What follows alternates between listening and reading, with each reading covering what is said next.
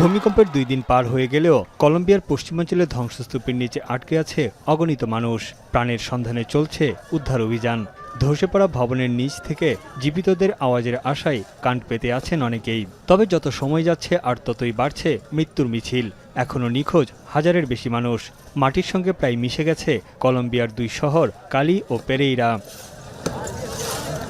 এদিকে সবাইকে অবাক করে দিয়ে ভূমিকম্পের ৩৬ ঘণ্টা পর পেরেইরা শহরের ধ্বংসস্তূপ থেকে এক নারীকে জীবিত উদ্ধার করা হয়েছে। একটি ধসে পড়া ভবনের নিচে আটকা পড়েছিলেন তিনি। কংক্রিটের ধ্বংসস্তূপ সরিয়ে তাকে টেনে বের করা হয়। এ সময় উল্লাসে ফেটে পড়ে আশপাশের মানুষ।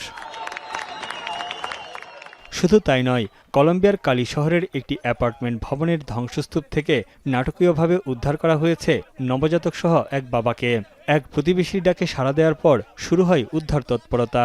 ধ্বংসস্তূপ সরিয়ে নবজাতককে টেনে তোলেন স্থানীয়রা।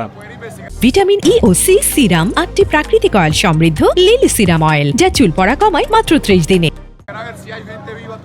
ভূমিকম্প বিধ্বস্ত পেরেইরা শহরে পরিদর্শনে গিয়ে কলম্বিয়ার প্রেসিডেন্ট আলবের্তো দে লা এসপ্রিয়েল্লা উদ্ধার অভিযান চালানোর পাশাপাশি ক্ষয়ক্ষতি মূল্যায়নের নির্দেশ দেন। এ সময় তিনি আন্তর্জাতিক সম্প্রদায়ের প্রতি সহায়তার আহ্বান জানান। এরই মধ্যে ভূমিকম্পে ক্ষতিগ্রস্তদের জন্য উদ্ধারকর্মী এবং 12 টন মানবিক সহায়তা পাঠিয়েছে প্রতিবেশী দেশ পেরু। যে কোনো ধরনের সহায়তায় কলম্বিয়ার পাশে দাঁড়ানোর আশ্বাস দেন পেরুর প্রেসিডেন্ট। এদিকে কলম্বিয়ার জনগণ ও সরকারের প্রতি সমবেদনা জানিয়েছেন জাতিসংঘের মহাসচিব আন্তোনিও গুতেরেস। ক্ষতিগ্রস্তদের জন্য অস্থায়ী আশ্রয়কেন্দ্র স্থাপনের উপর জোর দেয় সংস্থাটি। In terms of the priority is temporary shelter. Many people lost their homes, including some people working for the UN. Food security and protection. We are very much discussing the situation of children and women. গেল সোমবার স্থানীয় সময় ভোরবেলা পশ্চিম কলম্বিয়ায় আঘাত হানে 7.4 মাত্রার শক্তিশালী ভূমিকম্প, যা দেশটির কফি উৎপাদনকারী অঞ্চলকে ধুলোয় মিশিয়ে দিয়েছে। সবচেয়ে বেশি ক্ষয়ক্ষতি ও প্রাণহানি ঘটেছে পেরেইরা ও কালি শহরে।